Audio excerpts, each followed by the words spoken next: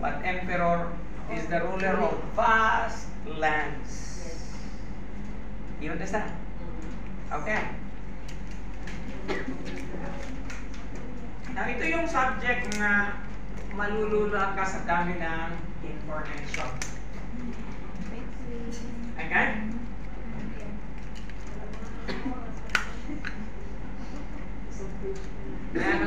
Wala tayo? Hindi pa nga nag-uumpisa. Introduction pa nga lang. So, yung third na column ay important events. Meaning to say, ano yung nangyari noong 8th century? Now, hindi po ito lahat ang nangyari noong 8th century. Yung mahalaga lang na impormasyon na kailangan nating malaman. Huwag na yung detalye. Noong 8th century, ang reigning power or empire of the day is the Assyrian Empire. Assyria. Okay? Now, Israel's northern kingdom. Now, ito pa sa mahirap. Pagka hindi nyo tukoy, lalo na hindi kayo masyadong nagbabasa ng Bible, kaya sa isang Bible student na hindi alam kung anong nangyayari. Okay?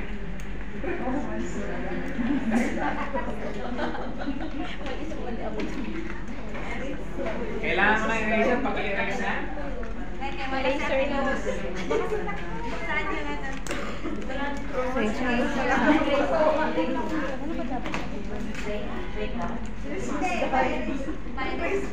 Saan yung ano?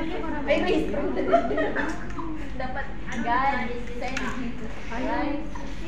Di ba? Tingnan mo nga yun sa LED. Ano mo? May, nag-video ako eh. Wala na, iniwan ko na yung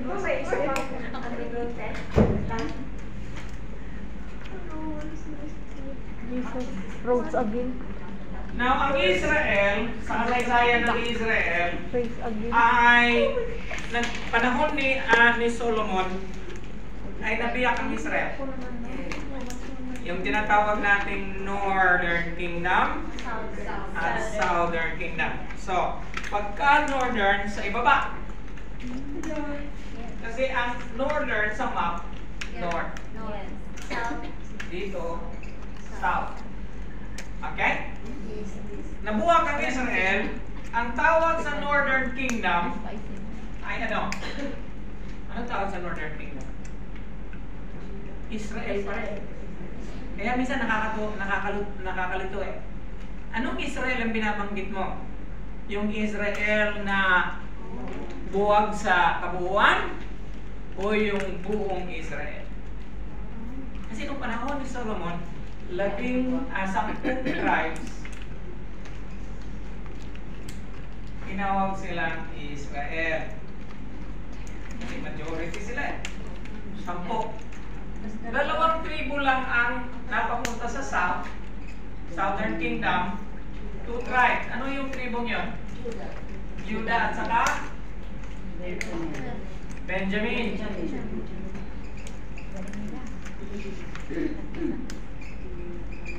Okay. The other 10 nandun sa kabila. Okay? So, ang unang na-exile, ano ibig sabihin ng exile? Itinapon. Okay? Sino nag-exile? Ang Assyrian Empire. Israel's northern kingdom exile and the capital city. Ang capital city ng Israel as a northern kingdom is Samaria. Ano ang capital ng Judah? Anong capital nito? Jerusalem. Now, sa kasaysayan ng Israel, 20 ang naging hari dito sa kings. And all of them are bad. Okay? Nasty. Okay? So, bad. Dito mga 21 kings sila dito. Okay? Mapabasa mo sila sa 1st Kings, 2nd Kings. Bakit doon sila mapabasa? Eh kasi nga,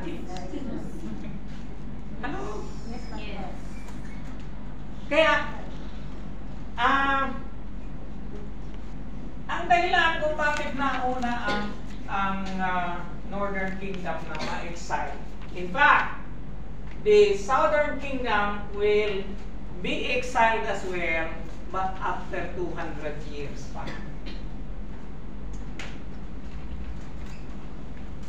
200 years ahead na na-exile ang Northern Kingdom. Bakit late yung Judah, Southern Kingdom? Kasi 8 sa hari ay good kings.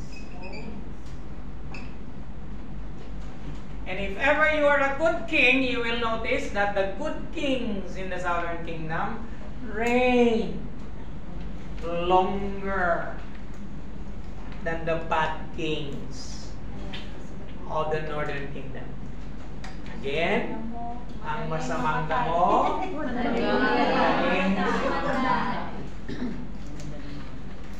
naniniwala na kayo ngayon? Okay? So, kailangan ganun ang paliwanag natin kasi minsan mawawala kayo eh.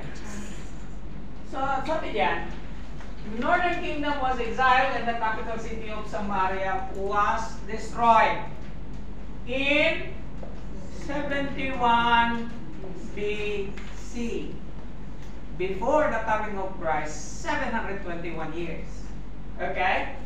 Now, somebody read 2 Kings and we will have our first reader. Sige. Si Janice muna, si Janice. Janice and the next reader, be ready. 2 Kings naman sa Babylonia. So, tingnan nyo. 2 Kings 17, 3 to 6.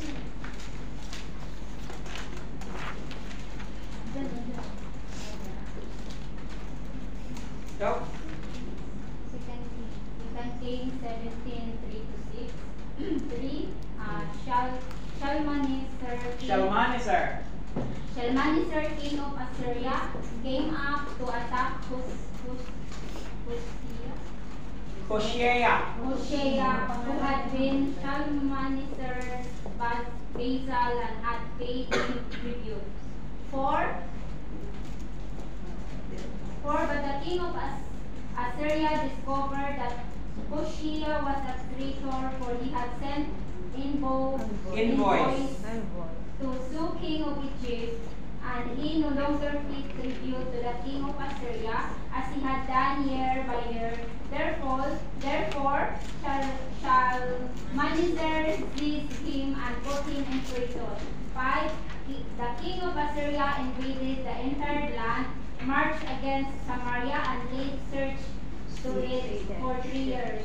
6. In the 9th year of Hoshea, the king of Assyria captured Samaria and deported the Israelites to Assyria. He settled them in Hala, in Gozan, on the Habor River, and in the towns of the Medes. Okay. So, ayon sa binasa natin, which is a biblical event, that the Northern Kingdom fell. But this is not a summary deportation. As you can see, ang featured na emperor dyan ay si Shalmaneser. Ang nakalagay dito ay si Sargon II. Because the deportation happened not only once but thrice. And the last deportation was by Sargon II. Okay? Now, dito mo makikita na the hand of God is the Lord has something to do with history. Kasi alam niyo, ayaw ko, kung nag-aral kayo the same way as I did, but when I was in high school, pinag-uusapan namin yung world history. Kilala ko na yan si Shalmaneser na yan, at saka si Sargon na yan, at saka si Nebuchadnezzar. Hindi kami magkasing edad, but napabasa ko na sila.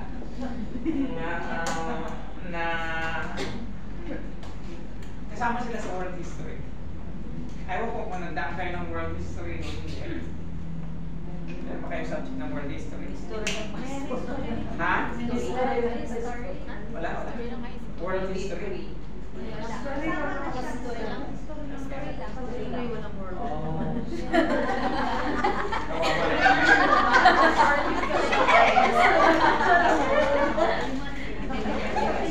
Okay.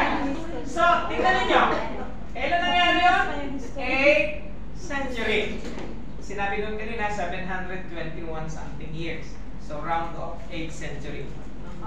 Pagdating ng 7th to 6th century, Assyrians were overcame by the Babylonian Empire. Okay? And sinabi dyan na Israel's southern kingdom, ito naman ngayong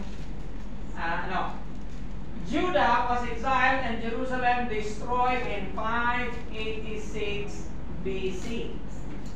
2 Kings 24:13-14. Bago po natin basahin yan, I want you to notice the date, 586 BC. Pero nagsimula siya, 7th century, sinasalakay na sila ng Babylonian Empire. Okay? Nangyari lang ang exile noong 586 BC, and it is also a gradual exile. Okay? Hindi naman bulto na exile lahat and in a single time. Ngayon, tingnan ninyo. I want you to notice this. Sabi ko kanina that the southern kingdom survived another 200 years. And is that true in our chart today? 8 minus 6. 2. But it is 2 centuries, so 200 years. Right? Sobra pa nga eh, kasi 586 eh. You understand? Meron pang konting butal, 14 years. So 214 years.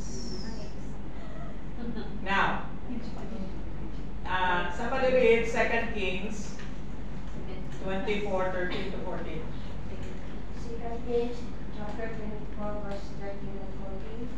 The Lord hath declared, Nebuchadnezzar, remove the treasures from the temple of the Lord and from the royal palace, and cut up the gold articles that Solomon king of Israel had made for the temple of the Lord. He carried all the Jerusalem into exile, all the officers and fighting men, and all the skilled workers and artisans, a total of 10,000. Only the poorest people of the land were left. okay? Now, if you were born during that time, I want you to understand that the fate, F-A-T-E, the destiny of a nation is passing between your eyes. If you are someone living during that time, you will feel the pain and the anguish of Jeremiah, especially in the book of Lamentations. Kasi survivor si Jeremiah ng exile. Nakita niya kung anong ginawa ng invading army ni Nebuchadnezzar sa Temple of Jerusalem. I tell you, it was sacked, it was burned, such that until today, if you go to Israel, all you see are the columns lying on the ground. Yun na lang ang naiwan sa Temple ng Jerusalem. Okay, and that is the reason why Israel is still crying until today, and they are weeping on the Wailing Wall. They are still remembering what happened on the 6th century before the coming of Christ. Can you imagine that? 2,600 na nila silang nag-iintay sa pagdating ng Messiah, hanggang ngayon wala pa rin. So, ang reigning power dyan ay si Nebuchadnezzar. And then the Babylonians were overcame by Persia. Ito na yung panahon na the people of Israel were granted leave. Okay? The Lord moved into the heart of Cyrus the Great. Okay? Even calling Cyrus the Great his anointed one in the book of Isaiah. if you only know, if you have been reading, and if you only know how these are puzzles in a big puzzle, because I have a granddaughter, si Jasmine, she grew up, with puzzles. And sometimes I'm going to join her, and it's exciting to put the puzzles together. Now, it's the same in history. And if you compare biblical records to history, you can find the accuracy of the biblical record concerning Israel. And ma-amaze ka kasi real history books will tell na ganito nga ang nangyari, and it is written before it happened in the Bible. Long before na nangyari, pinapredict na ni Isaiah at saka ni Jeremiah kung anong mangyayari. And sometimes to the letter. Okay? Now here is Cyrus, and he is so benevolent to the Israelites that he ordered the return of the Jews to their land. And his main purpose of returning them is because sinabihan daw siya ni Lord na palayain mo ang aking let my people go so that they will rebuild the temple in Jerusalem. And you know who funded it? Cyrus. Now let's read that in Ezra chapter 1. Verse 1 to 3. Ezra chapter 1 verse 1 to 3. Cyrus helped the exiles to return. In the first year of Cyrus king of Persia, in order to fulfill the word of the Lord spoken by Jeremiah, the Lord moved the heart of Cyrus king of Persia to Sino daw ang nag-move? Si Lord. Kaninong puso? Cyrus. Sige. King of Persia to make a proclamation throughout this realm and also to put in writing. So, this is what Cyrus king of Persia said. The Lord, the God of heaven, has given me all the kingdoms of the earth, and he has appointed me to build a temple for him at Jerusalem in Judah. 3. Any of his people among you may go up to Jerusalem in Judah and build the temple of the Lord, the God of Israel, the God who is in Jerusalem, and may their God be with them. Okay. Didn't you notice that? A pagan king who is not even a believer in Jehovah. And yet, ayon sa kanyang sulat, I was moved. By who? By the God of Israel. To let his people go so that they will rebuild his temple in Jerusalem. Amazing, isn't it? Naka-amaze pa ba kayo? Yes. Parang hindi. Okay? Kung na-amaze ka, sabi mo, amazing. Amazing. Hindi ka pa rin maniwala. Okay. Now, I think you have this in your notes. Yes. You will find that the color green here are areas conquered by Tiglath-Pileser III. So, ang deportation naman ay kay Shalmaneser at saka Sargon II. So, alam niyo sa Bible, kung sino lang yung significant sa kanila, yun lang ang nilalagay nila. Pero sa tunay na kasaysayan ng tao, maraming involved sa invasion ng Northern Kingdom. Tingnan niyo yung mga pangalan. The Assyrian Empire is colored in, ano bang color niya? Parang yellow-brown. Assyrian Empire, 9th century BCE, deportation by Tiglath-Pileser III. So, hindi lang 8th century, nung 9th century pa, mayroon ng deportation. Okay? So, but the most significant sa kanila yung 8th century kasi yung capital na ang talagang sinira ng Assyrian Empire. So, area conquered by Tiglath-Pileser, yung arrows naman ay deportation. So, tatlong bahagi ng deportation by Tiglath-Pileser, by Shalmaneser and Sargon II. And the last one by Sargon II as well. Now, I want you to notice here that from Samaria, they were deported to Damascus, all the way to Hamath, and then Guzam and Nineveh. Remember Nineveh? Yes. Nineveh, sino nga yung pinadala ng mga prophet? Sino na? Na minsan, I want you to understand that Nineveh is a capital of Assyria, the Assyrian Empire. And during those times, when they were deported in that particular city. And we know that the reason why Jonah hates Nineveh because they are ruthless people.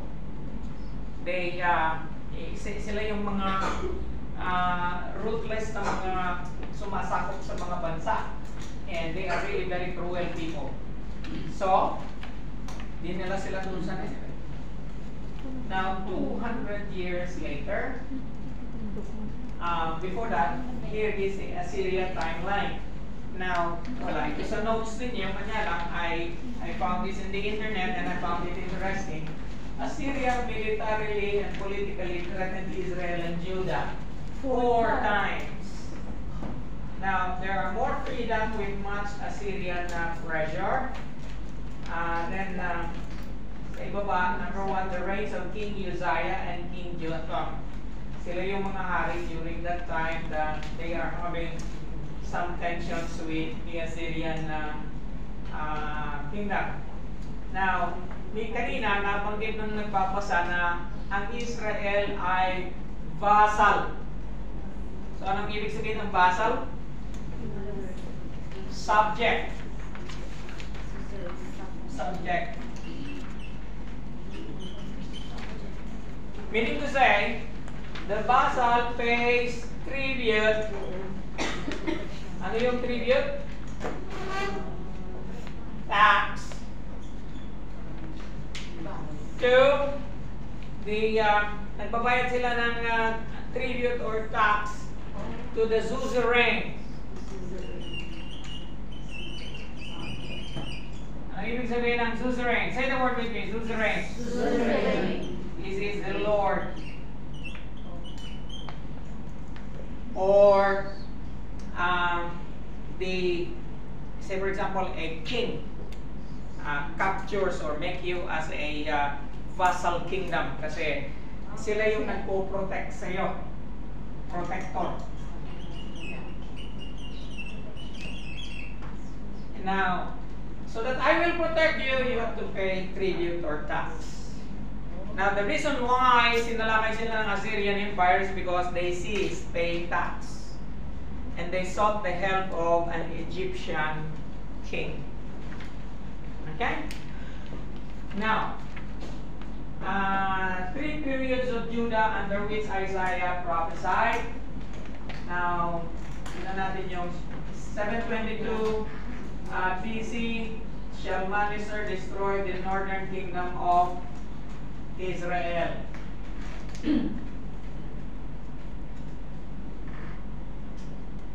And then, dun sa last, ang last na hari ay si Hezekiah, anti-Assyrian but pro-Egyptian. So these are the reigns of King Uzziah, King Jotham, King Ahaz, and King Hezekiah. But remember, there are 20 kings in the northern kingdom. Now, let us not dwell there. It's not going to come out in your quiz anyway. Now, here is the world atlas of the named places. So, ito pa ang isang nakakalito. Kasi every time na nagpapalit ng empire, so kanina, Assyrian Empire, ang sunod Babylonian Empire, every time na nagpapalit ng empire, yung nasa sakupan nila, they will change the name. Kaya sa world map natin ngayon, yung dating Assyrian Empire ay Iraq na ngayon. Yes. Hello? Yes. And, ayan, Iraq na siya ngayon, Lebanon, Syria, Turkey. Those are the empires that we are mentioning kanina. Pero ngayon, iba na ang pangalan. Naging city-states na siya. Iba-ibang ano na kasi. Through history, mayroong magre-revolt, they want to be independent, so nahahati. Kaya ngayon, meron ng Iran, meron pang Iraq. Diba? Na dati, wala namang Iran. At saka Iraq. All of that is Assyrian Empire. Hello? Now, does it make it clear to you? So, pinakita ko lang ito sa inyo kasi noong unang panahon, wala pa yung mga pangalan yan. Pakistan was not there, Afghanistan was not there, Turkmenistan, and all those Tantan. Wala na yan. Wala din yung Turkey. Okay? Yes, the whole of that became Babylonian Empire during the time of Nebuchadnezzar. Okay? So, nawala na yung Nineveh. Saan yung Nineveh? Actually, Nineveh is a part of Iraq. Somewhere there. Okay? Hindi ko siya matutuloy. Diba? So, para lang mayroon ngayong sense na, kaya pala, nagbago na ang pangalan. Now, pagdating naman ng deportation ng Judah, which is ang capital nila ay Jerusalem. Okay, the Assyrians took Israelites into captivity. Then comes the green one. The Babylonians take the Jews into captivity and they brought them where? In syempre, Babylon. This is the Babylon. Okay?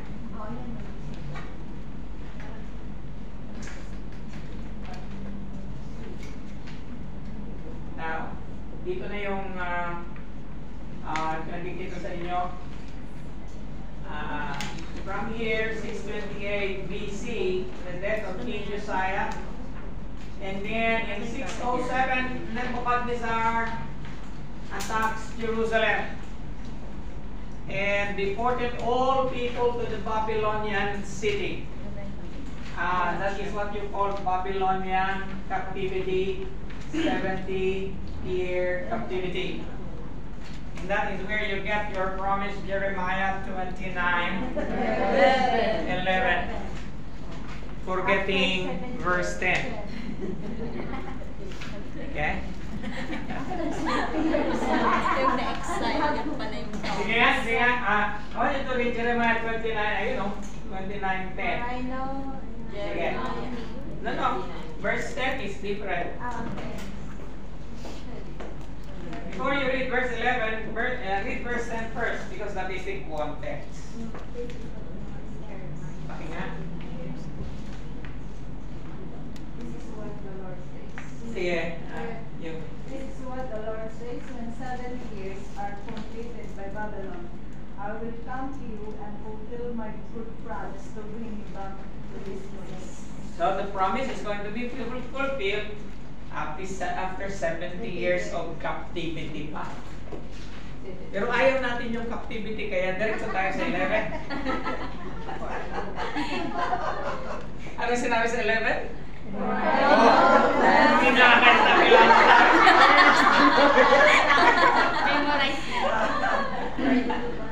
So remind yourself of verse 10 before you quote verse 11. Okay?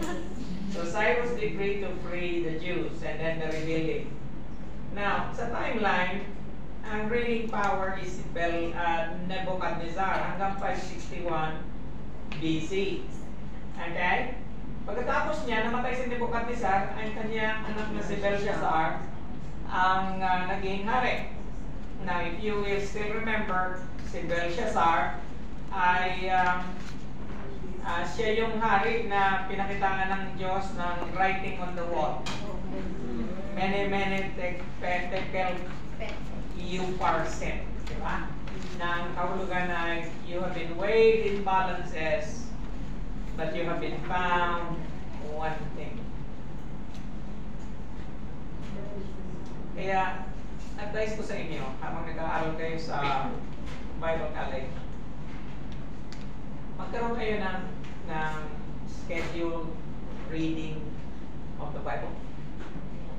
Kasi wag sana kayong mapabilang sa libo-libong illiterate pastors na nasa Pilipinas ngayon. Walang mastery of the history of Israel. Kasi whether you like it or not, we have to embrace the reading of the scriptures kasi yun yung basic reference natin.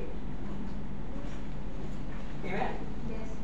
And I tell you, nagugulat ako minsan sa illiteracy ng mga pastor. Linggo-linggo silang nag-preach pero walang alam. Nangungupya sa internet.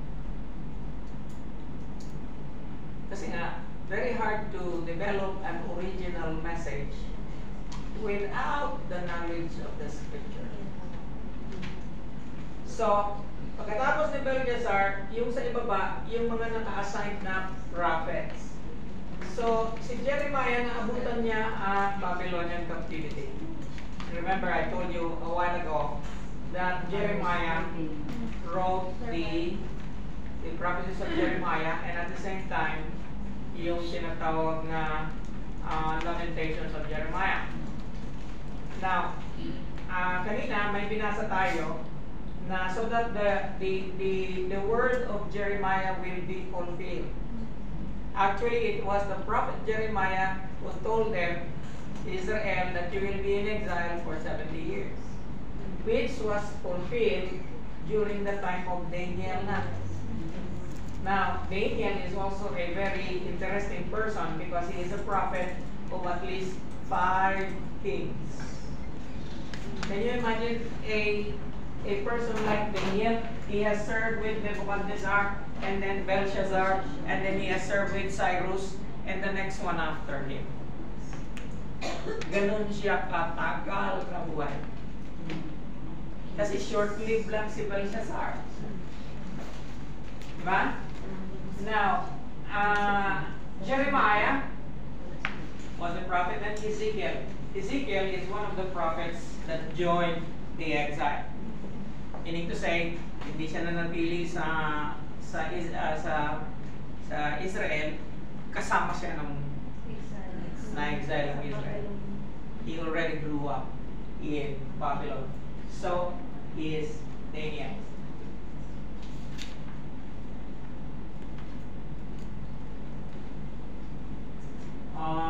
Babylonian exile, Persian rule. First deportation of Jews, 607. Second deportation, third deportation, and then Persia conquers Babylon, and then Xerxes begins rule, and Esther arrives in Susa in Haran. So, matagal pa bago dumating si Esther. And you will notice that in the history of Israel, the last book is Esther. Okay? From Genesis, starting from Genesis to Esther. So from Genesis to Esther is the history of Israel. And you remember Esther, of course? Yes. Okay. So, balik tayo sa notes ninyo.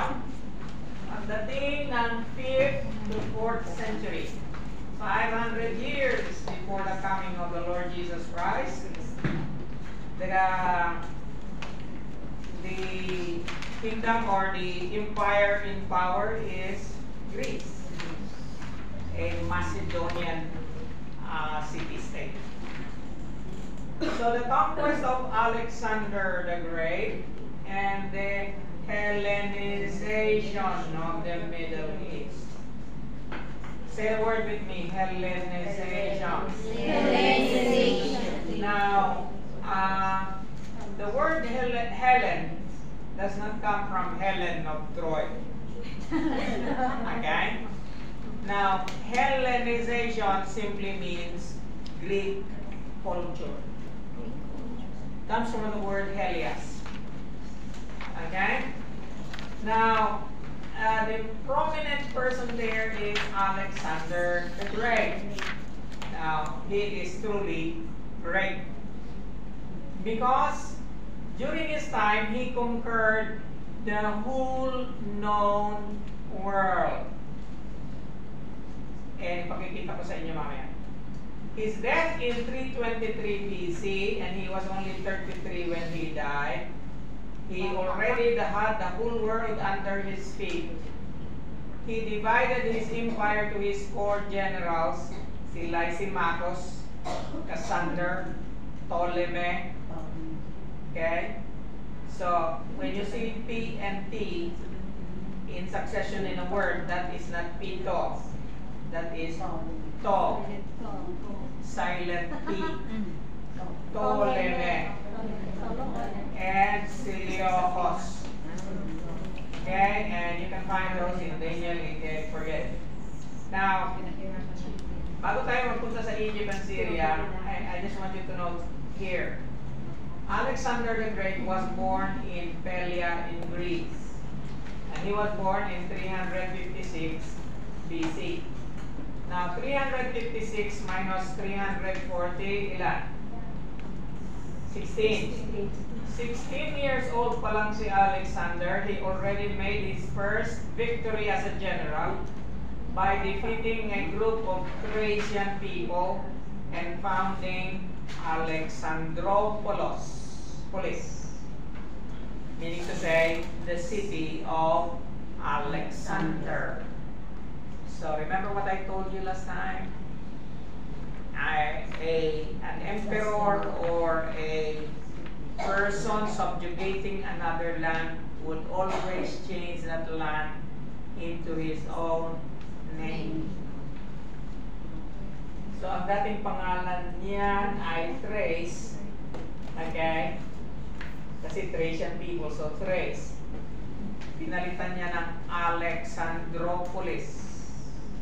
Polis means city. So Alexandropolis is the city of Alexander.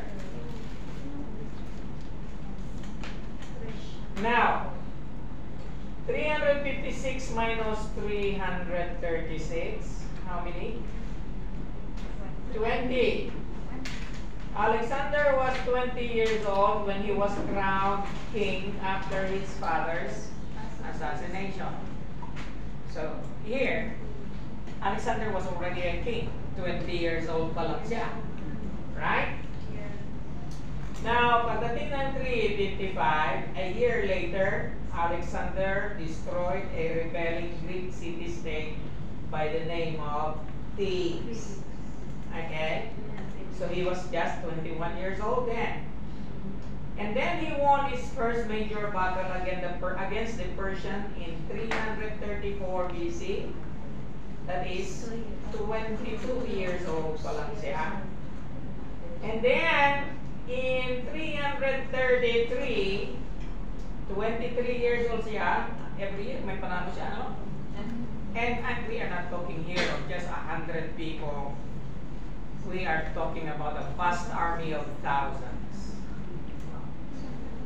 Now, in 333 BC, he won the biggest battle of his life. Alexander won the Battle of Issos, a key battle in the war with the Persians, and he was just 33 years old. 23. And then at 322, he was 34 years old. He took the Egyptian city of Gaza by siege. And then here's again one of the great battles in history was fought in 331. The following year, he was 25 years old. He won the Battle of Gaugamela, and he finally took over all of Persia. That is how great. And you know what? If you will watch the film Alexander, and it is a true making of. Alexander has only 100,000 troops. 10,000 troops, and he is meeting 100,000 troops on the other side. And yet he still won the battle because he is a master tactician. He's one of the greatest generals of all time. In fact, somebody said that his strategies in battle are still taught in military academies around the world. Okay? Now, in 323, and he is only 33 years old, Alexander the Great, and he died from malaria. Lain mo yun, lamok lang. Lamok lang pala. And yet, not almost, he became the ruler of the world during his time. Now, yan ang conquest ni Alexander the Great.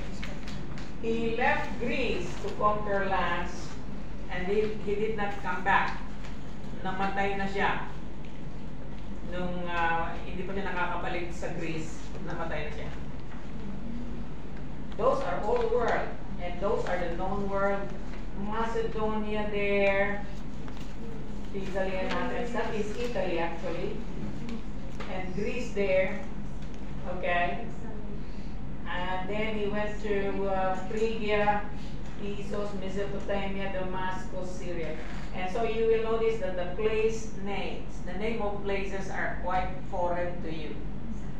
And yet, those names, starting from Phrygia, you notice the word Ankara there? Did you see it? Yes. Ankara. That is still the Ankara of Turkey today. Oh, yeah. Okay? So, kaya lang iba ang pangalan. Ang Syria. Ankara. Phrygia. But that is Turkey. The only, Armenia is still Armenia, I think, today. Nineveh is no longer Nineveh. Yeah, Mesopotamia is no longer Mesopotamia, but Damascus is still Damascus. Syria is still Syria. Gaza is still Gaza today. And that is where Israel is.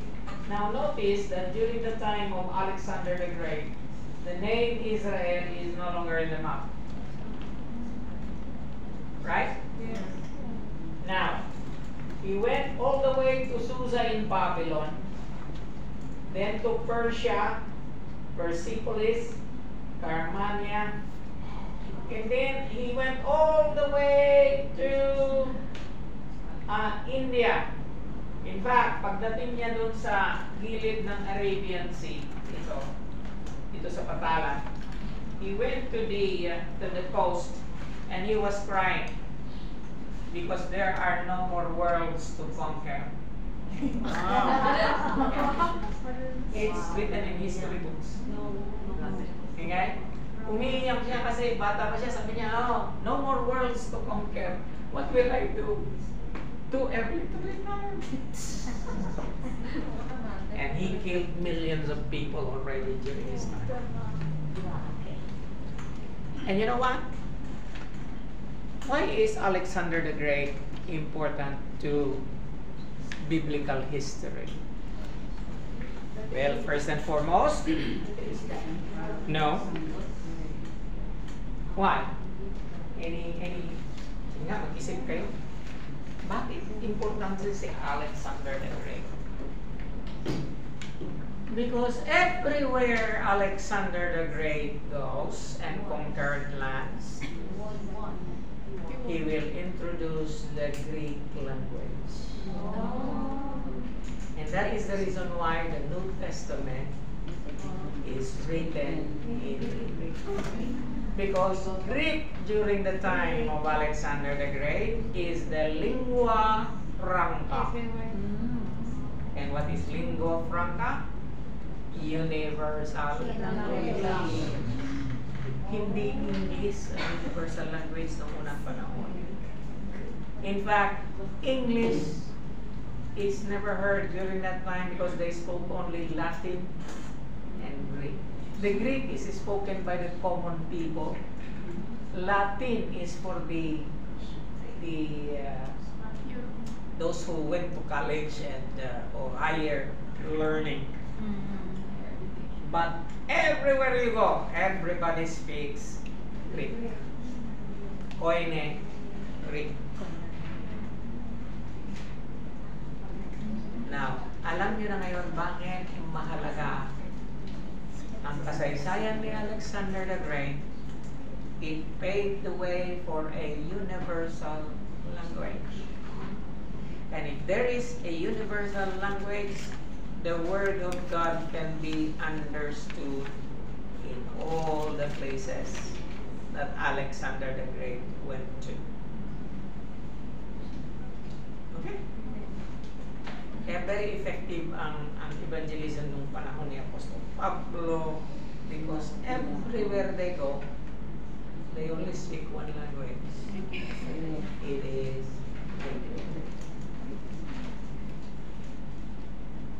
You remember the 3 missionary journeys of Paul? He went to all of the Mediterranean, all the way to what is now known as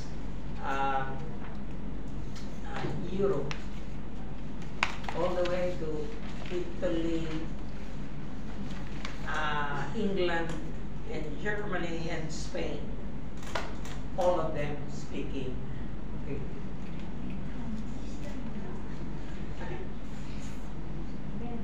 Kasi do you think he's going to be acceptable in those lands if he doesn't speak, if they don't speak Greek? Kaya, lagi ninyong isipin, the Bible was not written in English. And that is the reason why you need to understand Greek. You don't need to go to school to understand Greek. You just have to type and translate into Greek and meaning. Mabuti nga kayo ngayon, mayroon ng mobile phone. Kaya lang mahilig kayo sa TikTok. Diba? All the knowledge are just in your fingertips, but if you don't know and if you don't have the desire to learn, you will never learn. Even if all the resources in the world is in your hands already. Nasa sa inyo yan. Kaya I always advise the reading of commentaries, because commentaries will tell you the meaning of this Greek word to the English language immediately. You don't have to learn Hebrew and Greek. You just have to read them. How can I read Greek? Well, it's transliterated. Ano ibig sabihin ng transliteration? Say for example, the word omega in Greek is undesirable to a person who does not know how to read Greek. Meaning to say, hindi mo siya mabasa kasi written in Greek. Kaya lang kung transliterated na siya, yung omega is O-M-E-G-A. English word ba yun? Hindi. Greek word pa rin siya, kaya lang transliterated to English para mabasa mo. Maliwanag?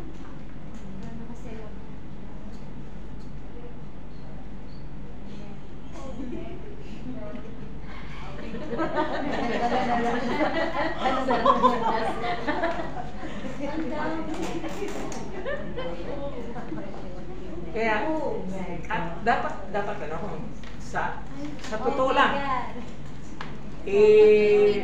All the pastors in the Philippines are going to go through what you're going through now. It is supposed to be that the pastors are the most learned person in the population. Because of the amount of information that you need to understand.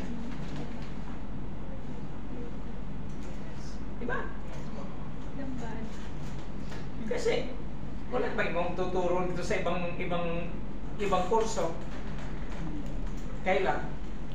And you learn more words each time we meet. Diba? And I want you to learn all those things because you need to. And so, pahinga mo tayo.